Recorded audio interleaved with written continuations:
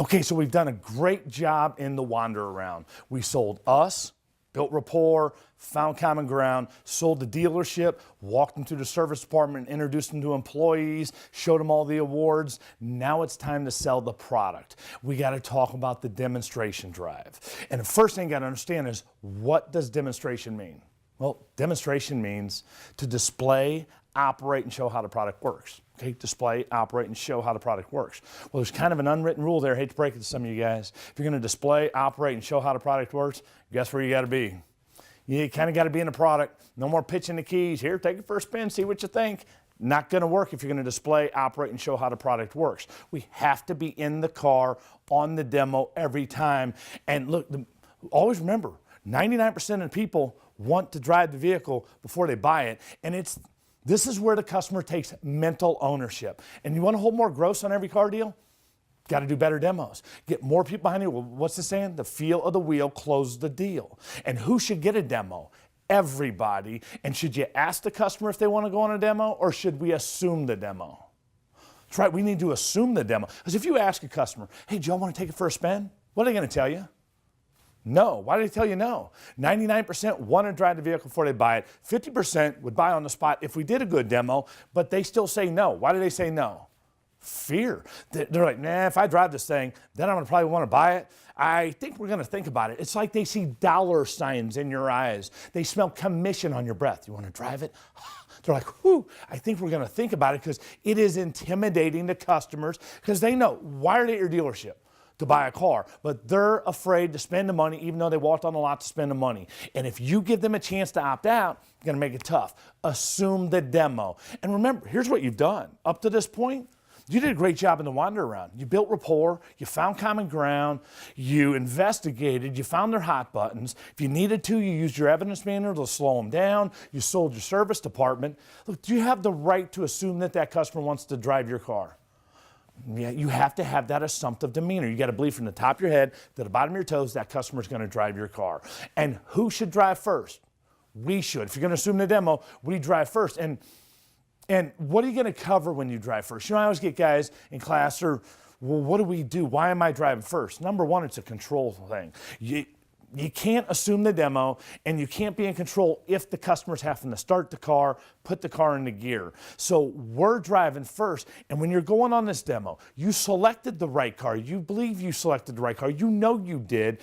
Now this is where you present and demonstrate the interior features and the performance features. This is where you show Bob how that backup camera is going to be great when he launches the boat. This is where you pop in a DVD and have Betty watch a movie to see what the kids are going to be seeing when they're going on those long vacation drives. This is where you talk about how the satellite radio is going to be great when they take it to the mountains and show them all the stations it has. You don't want Bob driving the car and have them doing all these things. Hey, Bob, push that button right there. It shows you what the live miles per gallon are. That would probably work out really bad. I wouldn't be having them do it. You do it. You're displaying how everything works on the interior, and you're showing them the performance features. Show them how it merges. And don't go 100 miles an hour, but show them how it merges on the freeway. Show them the economy the car gets. So we drive first, sell interior features, sell performance features.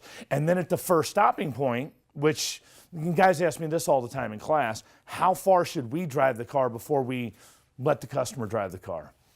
I don't know, give or take 5-7 minutes. Much longer than 7 minutes is too long. 2-3 minutes isn't enough time to show them anything good about the car.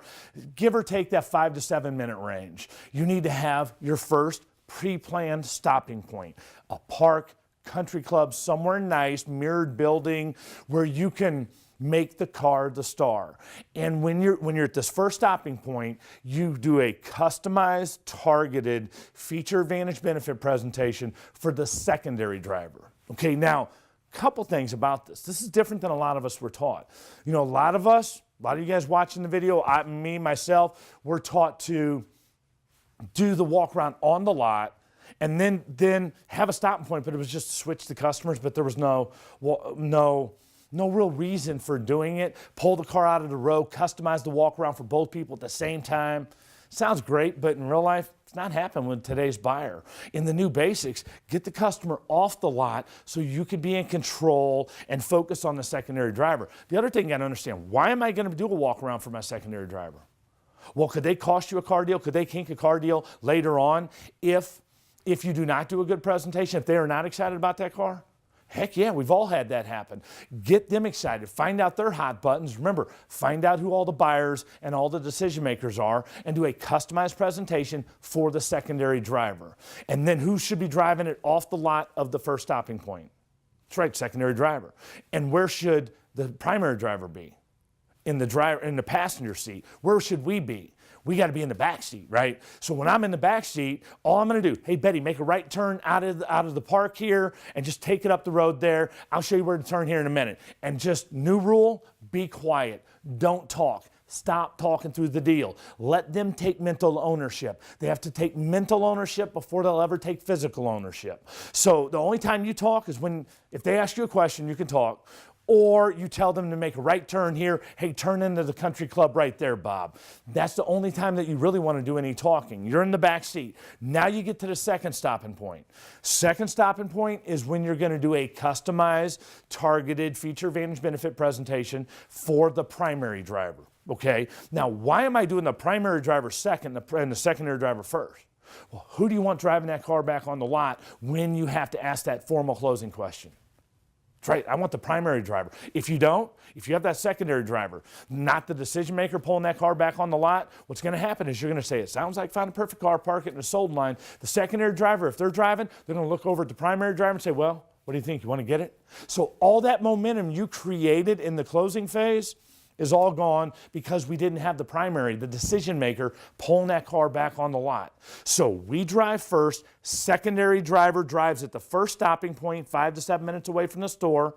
I do a customized presentation for them. Then they drive, give or take 5, 7 minutes. Then I do a targeted customized presentation for the primary driver. Primary driver drives it off the lot of the second stopping point. Secondary driver's in the front seat. I'm in the back seat. And now what have I done? I sold me and sold the dealership on the wander around. On step 2, 3, and 4, the value building phase, I sold the product. So now what is it time to do?